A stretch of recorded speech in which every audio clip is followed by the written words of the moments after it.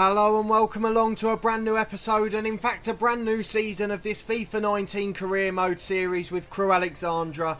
It's season 2 episode 1 and today we play our first League 1 game after our promotion last season against Swindon away from home, as well as reviewing our summer transfer business as we look to the future and building a side that can take us towards the top of English football. You might find it a bit weird that we're starting on the calendar screen, but it's to show you the next few episodes and because the home screen would give away a few of our signings this summer where we've been doing training work and there's news items. So we're going to be playing this Swindon game today. Obviously we have to show you the first game of the season. We're then going to be skipping into September and we're going to be playing a game against a team who I'm amazed didn't get promoted, which is Sunderland, again away from home. What a game that is for us in just our second season, and it's sure to be a great one to show on camera. And then the following month there's one that's a little bit closer to my heart. That's Luton Town. Again it's away from home, but I can't not show the game against the team I support in real life. And especially as we've got a couple of former players from there in Justin and Pelly Ruddock, it'll probably actually be quite a fiery affair. Then we're going to skip through a little bit. There's a couple of big games coming up. Obviously in November there's a few I could have picked, the likes of Coventry in particular. Plymouth's not a bad game either. But at the start of December I found a real surprise. Birmingham were relegated from the Championship. It'll be our first home game of the season on camera, unless we have any monstrous cup ties in between. But Birmingham at home, who would have thought they'd be in League 1? And what a game that'll be as our final one of 2019. But that's enough about that. Let's go and look at the signings in the summer. For those of you who usually watch my FM19 careers and are perhaps watching FIFA 19 here for the first time, I have to warn you that the career mode transfers aren't quite as realistic as FM19.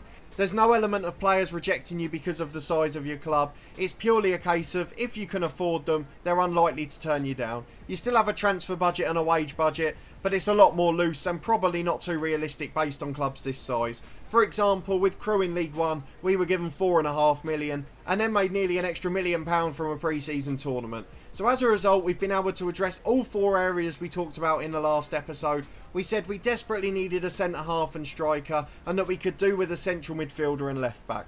We've got all 4 of those and we've made a couple of like-for-like changes in the reserve team with younger replacements. You've got some spoilers as soon as we've got to the squad screen, but let's have a look at them in more detail. Firstly, up front we've got Carlton Morris. He's a young striker from Norwich. Let's see how old he is now, 23 years of age in fact. It was a straight toss-up between him and Eddie Nketiah of Arsenal. Quite simply, our scouts had rated them very similarly, if not the same in terms of rating, but Morris was half the transfer fee and half the wage bill as well. He's got those attributes we were looking for. He's both quick and strong, something that Bowery has as well, and between the two of them I think they could be a formidable strike force this year. The other area we said we desperately needed to address was centre-half, and this is where you can see just how unrealistic FIFA 19 transfers are. We've signed Ethan Pardew on a permanent deal from Chelsea.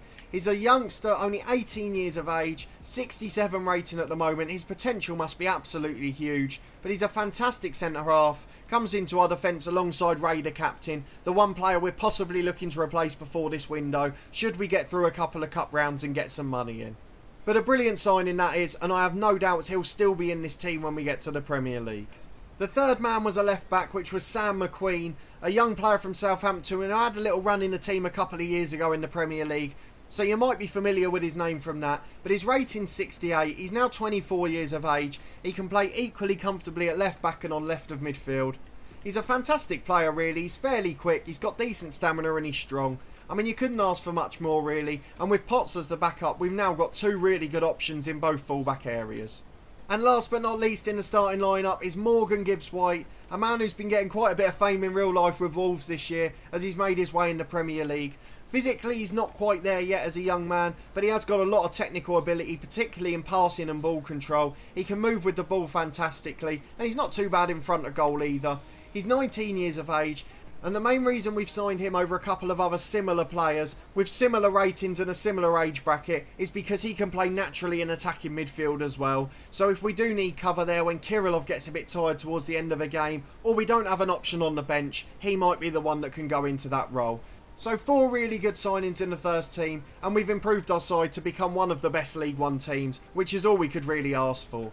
We've also signed 2 reserve players. You'll see some of the youngsters we had here last year like Mason and Griffiths continue to improve brilliantly. They're now up into the top half of the 50s. We've got one striker that's come in, Panico. He's coming to replace Porter, who retired, and Nichols, who's soon to be on his way out. We've agreed a transfer fee with him. We're just waiting for him to go through. So we've signed this guy, an Italian, Panico. He's just 18 years of age. He's a left footer. Doesn't work particularly hard, but with a 62 rating, he's very quick and got decent stamina. He's going to become an absolute star as well. So I have no doubts he'll be taking over Bowery by this time next year.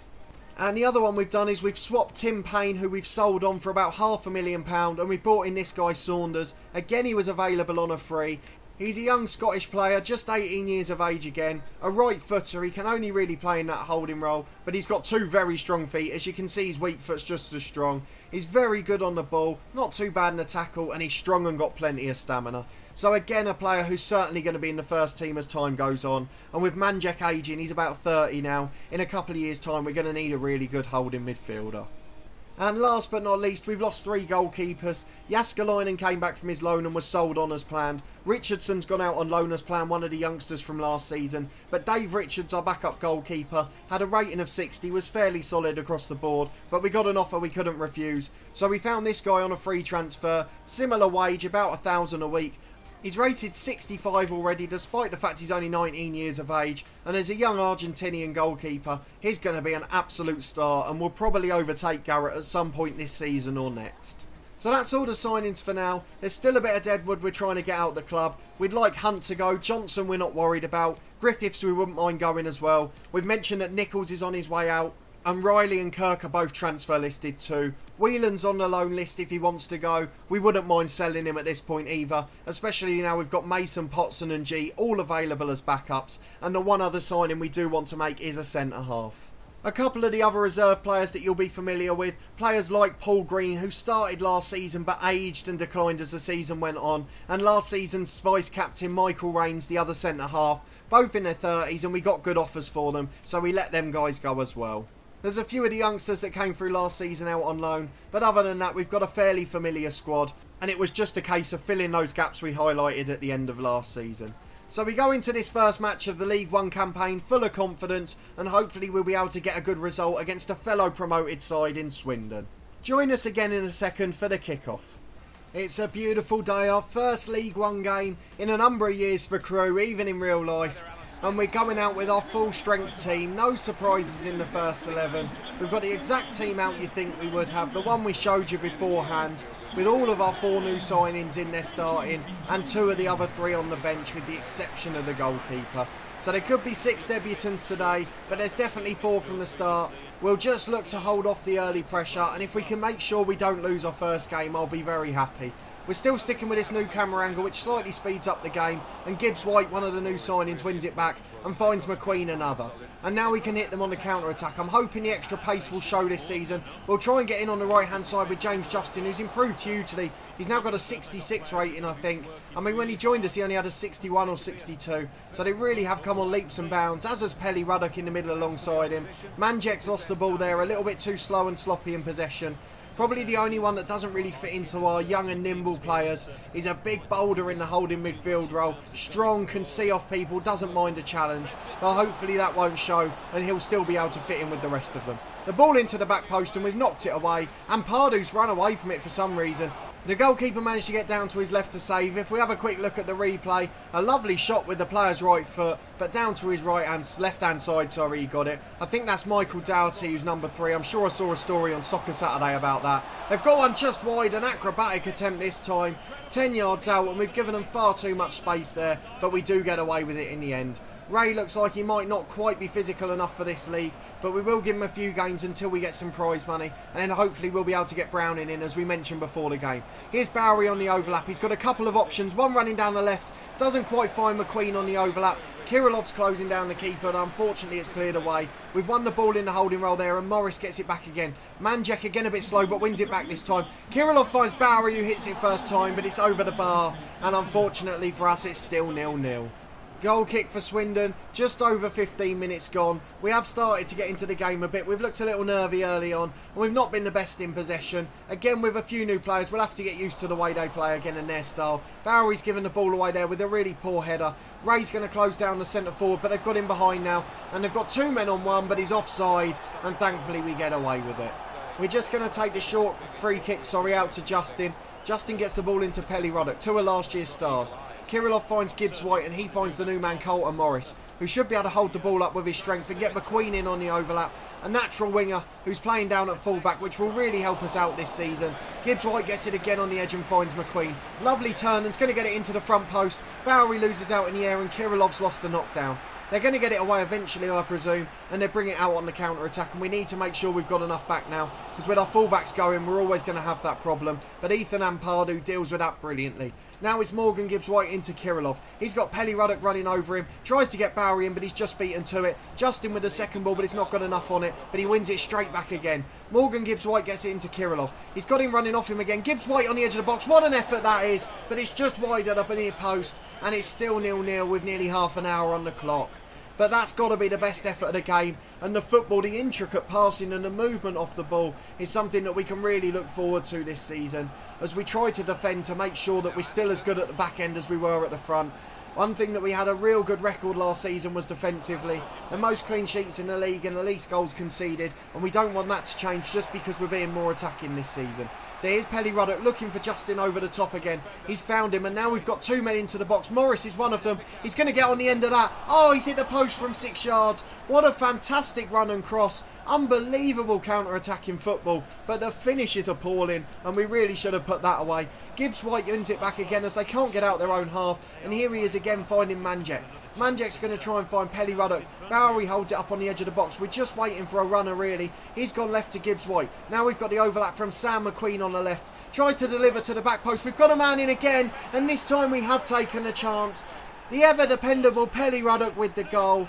What a performance it's been so far, and by the first 10 minutes where they had a couple of attempts, we have been absolutely dominant, and with fast, free-flowing football are finally starting to play the way I want to, and I can see us on our way up to the Premier League here with the real good young talented players we've got. All it's going to be is stamina and development for these kids. They've tried to slide a ball in behind Swindon and it's successful. Justin's had to get back and challenge. Good challenge by Ray in the end, and McQueen gets the ball to Manjek, and now Pelly Ruddock.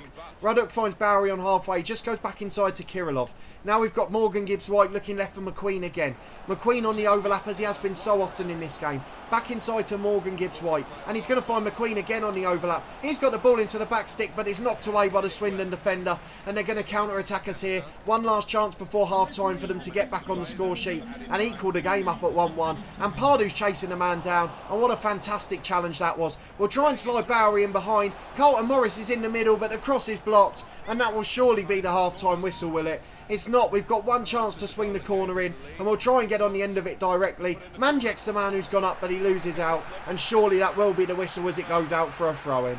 It is, it's half-time, a fantastic first-half performance after a nervy first 5 or 10 minutes, and at half-time we lead 1-0. We'll be back in a moment for the second half. Into the second half then, and we have the kick-off with Jordan Bowery. If we can play like we did in the first half and limit them to one chance, we've got every chance of winning this game, and we certainly won't lose it. Gibbs White bringing the ball forward to Kirillov. Kirillov's tried to look inside, but he's been forced backwards again to Gibbs White. Now we've got Bowery into Pelly Ruddock, who was the goal scorer in the first half. We're trying to play that intricate football in there, but we've just done a bit too much that time. We do get the ball to Colton Morris eventually though. Goes for a pop shot with plenty of power at the near post, but the keeper down to his right tips it behind for a corner, and it's still 1-0, but we've got a cracking chance from a set piece now. In swinger by Kirillov towards Bowery. Lovely header.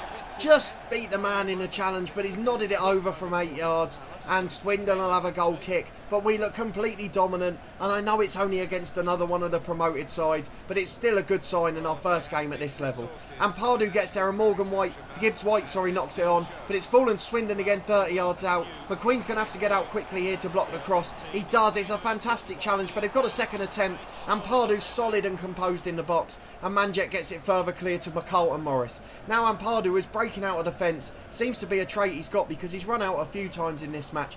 Pelly Ruddock's got the ball inside to Manjek. Manjek's got James Justin going on the overlap. Going for Colton Morris at the back post. Doesn't quite reach him and it's nodded away. McQueen's on the man defending from the counter-attack, as they try and come in behind with Woolery. Ethan Ampadu's chasing him down to the right-hand channel. Brilliant work from the lad, but he's not quite got there. Ray will deal with the cross though, and James Justin knocks it away to Manjek.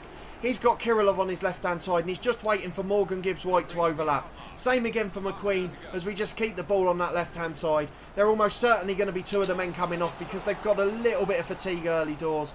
Bowery's got the ball back to Manjek at the second time of asking. He gets it to Justin and we're just keeping it with Pelly Ruddock. Bowery running off them and now he's just going to hold it up on the right side of the area. Looks for the cross. Colton Morris just loses out in the air and Swindon do hoof it clear in a panicked manner and it's out for a throw-in on the right hand side. With 65 minutes gone we're going to make some changes and we'll be back in a second with news of them. We've made our 3 changes, then 3 of the new lads come off and Pardew survives, but unfortunately the other 3 have been amongst our most fatigued players. Morris we've given a rest and brought on another one of the youngsters, the young Italian, the 18-year-old. We've also brought on Potts at left back, coming on for Sam McQueen, who's had a really good game to be fair. And we've also brought on James Jones in central midfield, who's improved up to 64 in the off-season. He's come on for Morgan Gibbs-White, who was the most tired player on the pitch. Here is Jones getting the ball out to Ruddock. We've got it down the right hand side to James Justin, who's just looking for a delivery again. Got a man in the middle, but it's knocked away. If he could have found the back post, Kirilov was unmarked and it would have been a carbon copy of the first half, just in reverse from the left hand side instead of the right. And Panzu's chasing the man back as Swindon have got a man over on the counter here. They've nodded it into the back post, but brilliant from Ray. And Pardew flicks it further on, but they've got another chance. Pelly Ruddock will keep it in the right back area, and he's just looking to get it away comfortably. Here is Ethan Ampardew, who's going to switch it out to the left to Potts. Potts goes back inside to James Jones, tries to flick it on but it's not good enough, and now Ampardew's got some defending to do there. Pelly Ruddock was brilliant again and Ampardew knocks it out to Justin at right back. Justin finds the ball into Pelly Ruddock and we're starting to get really sluggish here for some reason. Jones gets the ball to Ray and let's see if we can just calm things down now. 1-0 would be a fantastic result and we don't need to go too over the top trying to get a second. Ruddock gets the ball out to James Justin, who's just waiting for support in there. Finds Manjek, who turns out back to Ray. Ray's bringing the ball forward. He's a bit unopposed here. He's got the ball up to Jones. Jones into Kirilov with plenty of time. Looks for Bowery on the edge, but the man just gets the foot in and it falls back to the keeper for Swindon, who clears it long. Now they're coming away down the left-hand side, but Justin's going to get there first. Brilliant first-time ball down the line for Kirilov. Kirilov's beaten to it, but it's only been put out for a throw-in in an attacking position. And with 5 minutes left, we'll be happy to have the ball there.